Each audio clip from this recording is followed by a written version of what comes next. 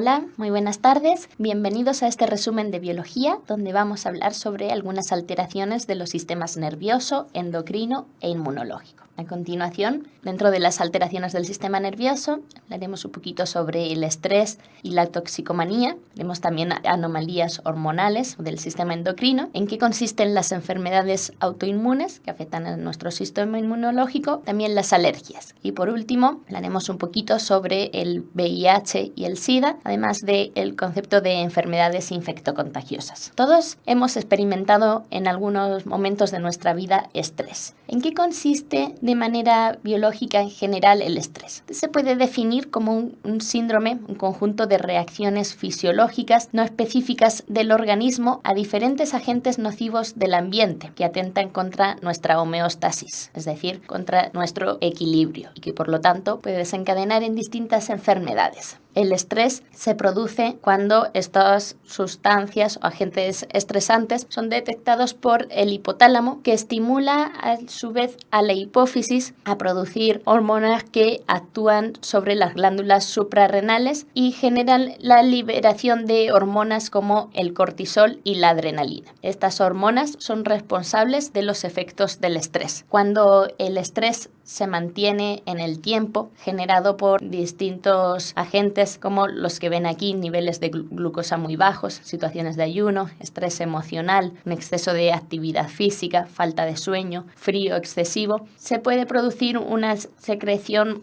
constante de cortisol que tiene distintos efectos sobre nuestro organismo. Puede traducirse en una resistencia finalmente a la insulina, aumento de grasa abdominal y otros efectos como los que ven en la imagen. Respecto a la toxicomanía, es importante que tengamos claro el concepto de droga, que es cualquier sustancia que por distintas vías, ya sea vía oral, venosa, por inhalación, etc., actúa sobre el sistema nervioso central, provocando una alteración física y o psicológica. Además, las drogas tienen la capacidad de generar dependencia, la cual puede ser psicológica y o física, y tolerancia en sus consumidores. Es decir, que para conseguir un mismo efecto, cada vez se necesita una mayor dosis de la droga. Las drogas son muy diversas y se pueden clasificar de acuerdo a distintos criterios. Por ejemplo, en relación al origen, podemos diferenciar entre drogas naturales, algunos tipos de plantas, hongos, etc., semisintéticas, que han sufrido alguna transformación, o sintéticas, creadas totalmente en laboratorios a partir de distintas sustancias químicas. De acuerdo a su carácter, hay algunas drogas que son legales dependiendo de las distintas sociedades, como por ejemplo en nuestro caso el alcohol, el tabaco, y otras drogas que son ilegales como la cocaína. Por último, en relación a sus efectos sobre el sistema nervioso central, se puede diferenciar entre drogas estimulantes del sistema nervioso, como por ejemplo la cafeína, depresoras como la heroína, o alucinógenas, que producen alteración de la percepción. Dentro de las anomalías o alteraciones del sistema endocrino, tenemos diferentes enfermedades relacionadas con el exceso o deficiencia de distintas hormonas. Se pueden producir diferentes síndromes o enfermedades en función de en qué momento exista un déficit o un exceso de esta hormona. En la primera de las imágenes tenemos un ejemplo de enanismo hipofisiario, que es una enfermedad que se puede producir por un déficit de hormona del crecimiento durante la niñez. Por el contrario, cuando hay un exceso de hormona durante la niñez también, se produce gigantismo, y hay una tercera anomalía que tiene lugar cuando se produce un exceso de hormona del crecimiento ya en la edad adulta, lo que se traduce en un mayor desarrollo de ciertas estructuras del cuerpo como las orejas, la nariz, el mentón, pero no en una mayor estatura, ya que se produce cuando ya se ha completado el crecimiento. Otras anomalías frecuentes del sistema endocrino son las que afectan a la glándula tiroides. Podemos encontrar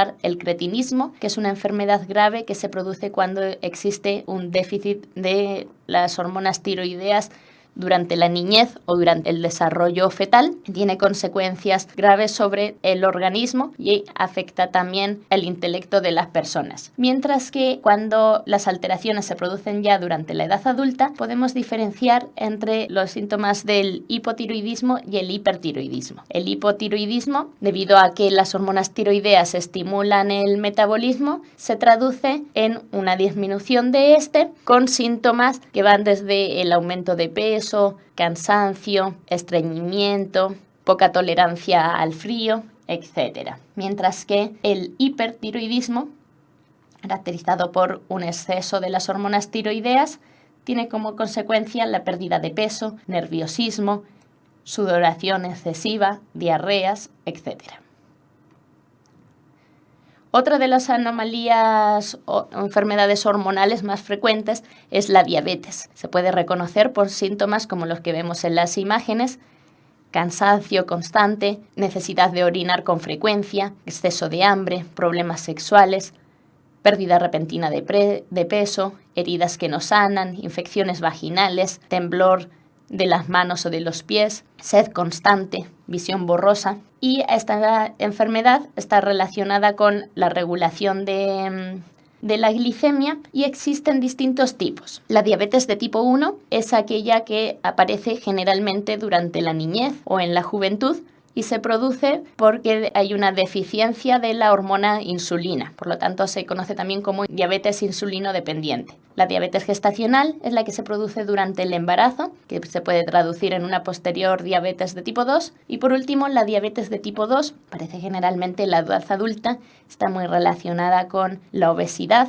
y es aquella donde existe insulina. La insulina es producida por el páncreas, pero no es reconocida por las células. Por lo tanto, es una diabetes de tipo no insulino dependiente, insulino independiente. En cuanto al sistema inmune, una de las alteraciones frecuentes que se produce son las enfermedades autoinmunes, que tienen lugar como consecuencia de una falla de la propiedad de la capacidad de tolerancia del sistema inmune. El sistema inmune generalmente no pone en marcha respuestas contra los tejidos propios. Sin embargo, en el caso de las enfermedades autoinmunes, se pierde esta tolerancia y se desconocen los tejidos propios, destruyéndose. Existen distintas enfermedades autoinmunes, como la esclerosis múltiple, donde lo que se destruyen son las vainas de mielina que recubren los axones de las neuronas, la artritis reumatoide, que afecta a las articulaciones, o el lupus eritematoso, que es una enfermedad donde se producen daños al tejido conjuntivo. También, como sabrán, son muy frecuentes las alergias,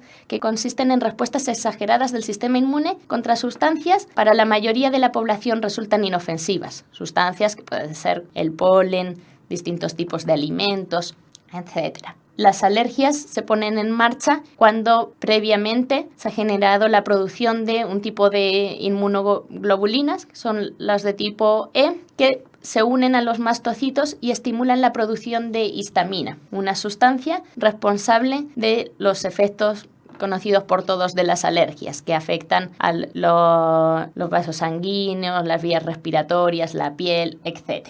En cuanto a las enfermedades infectocontagiosas, podemos decir que son enfermedades producidas por agentes patógenos, que pueden ser virus, bacterias, hongos, y que son de fácil y rápida transmisión, es decir, que se contagian. Tenemos distintos tipos de enfermedades infectocontagiosas, como las que ven en esta tabla, de distinta gravedad, y muchas de ellas evitables gracias a la utilización de vacunas. Entonces, las enfermedades infectocontagiosas en general se pueden prevenir por medio de la mantención de hábitos saludables, como una correcta alimentación, medidas higiénicas, actividades como la vacunación, y también es muy importante la vacunación y desparasitación de nuestros animales de compañía. En cuanto al VIH y el SIDA, tenemos que diferenciar entre el primero, que es el virus que produce un daño sobre las células del sistema inmune, y el SIDA o síndrome de inmunodeficiencia adquirida, que es el estado más avanzado de la infección y que puede producir la muerte cuando no es correctamente detectado y tratado. La transmisión del VIH se produce fundamentalmente por vía sexual. También se puede producir como consecuencia del uso compartido de agujas en personas infectadas. Y hay otros factores de riesgo, pero que se han conseguido disminuir hasta casi desaparecer, como la transmisión de la madre hacia el feto, que se puede evitar cuando sabemos que la madre está infectada, y la infección mediante transfusiones sanguíneas, que tampoco se ocurre ya gracias al análisis de la sangre. ¿Cómo podemos prevenir el SIDA? Es fundamental que con cierta periodicidad nos realicemos el examen, y puesto que se transmite fundamentalmente por vía sexual, podemos evitarlo por medio de la abstinencia, manteniendo una pareja única o utilizando en caso contrario siempre preservativo. Hemos visto entonces alteraciones del sistema nervioso como el estrés, que recuerden que se produce debido a distintos agentes nocivos como consecuencia de la producción de hormonas como el cortisol, afecciones o alteraciones hormonales, dentro de las cuales destaca la diabetes mellitus, alteraciones del sistema inmune como la alergia, que es una respuesta desproporcionada de nuestro organismo frente a sustancias no nocivas, y en qué consisten las enfermedades infectocontagiosas. Que les sea de utilidad el resumen y hasta pronto.